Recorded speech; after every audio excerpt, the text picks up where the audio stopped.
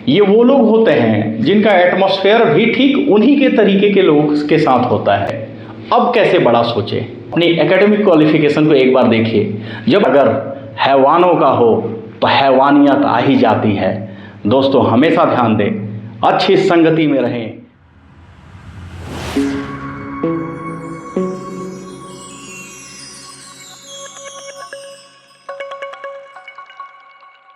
आपने सुना होगा कि बड़ा करने के लिए बड़ा सोचने की ज़रूरत है, लेकिन क्या कभी आपने ऐसा सोचा कि बड़ा सोचने के लिए किन चीज़ों की आवश्यकता है?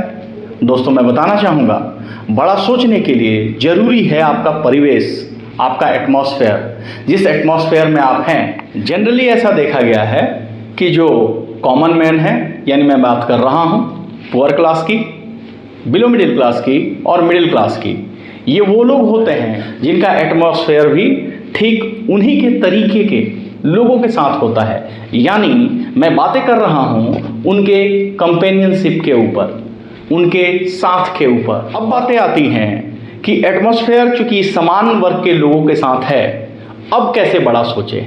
यहाँ पे मैं आपको बताना चाहूँगा, जब आप अपने एकेडमिक क्वालिफिकेशन के दौरान होते हैं, यानी जब आप शिक्षा ले रहे होते हैं, आप एक बात पे गौर फरमाइए कि हमारा जो एजुकेशनल सिस्टम है वहाँ पे ज़्यादातर बातें क्या होती है, वहाँ पे ये बात होती है कि आप किस तरीके से पढ़ लिख के एक अच्छा नौकरी ले सकते हैं, एम्प्लॉयमेंट ले सकते हैं, रोजगार ले सकते हैं। यानी मैं हार्श वर्ड में कहूँ, वहाँ ये बातें होती है कि किस तरीके से आप पढ़ लिख के नौकर बनेंगे।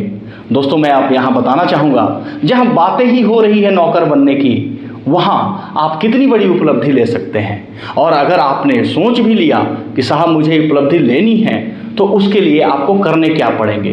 तो आपने सुना होगा, जैसी संगति वैसी रंगति, यानी आपको अपने संगति को, कंपेनियनशिप को चेंज करना पड़ेगा। लेकिन मुद्दा यहाँ ये भी है, आपके साथ तो वही लोग हैं जो आपके समाज के लोग हैं। अब आप कैसे संगति को चेंज करेंगे, यहाँ पे आपको ध्यान देना पड़ेगा। जो लोग ऑलरेडी सफल हैं, उनके आइडियाज़ को आपको लेना पड़ेगा कि उन्होंने क्या ऐसा किया कि सफलता की पराकाष्ठा को वो लोग छू पाएँ। और ये होगा कैसे? Through books, through videos.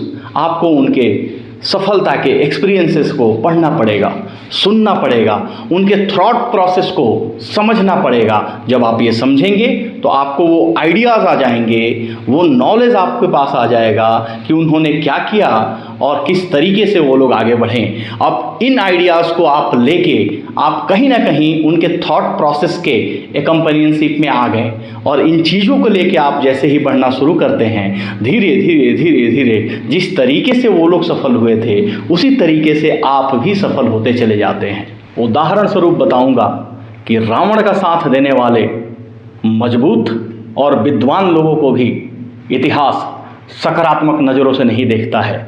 वहीं पे श्री राम का साथ देने वाले कमज़ोर और वंचित, शोषित लोगों को भी इतिहास सकारात्मक नज़रों से देखता है। यानी डिपेंड करता है आप किसके संगति में हैं। तो हमेशा ध्यान रखें कि आपको रहना है तो सकारात्मक लोगों के साथ रहें।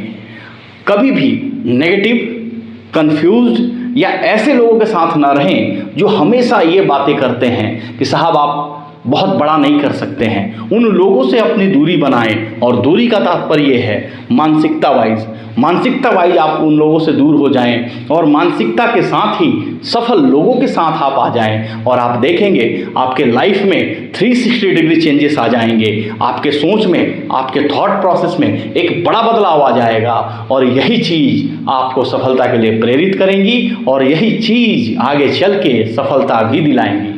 अंत में यही बताऊंगा कि बात हमेशा परवरिश की नहीं होती। संगत अगर हैवानों का हो तो हैवानियत आ ही जाती है। दोस्तों हमेशा ध्यान दें, अच्छी संगति में रहें और सफलता की पराकाष्ठा को छुएं।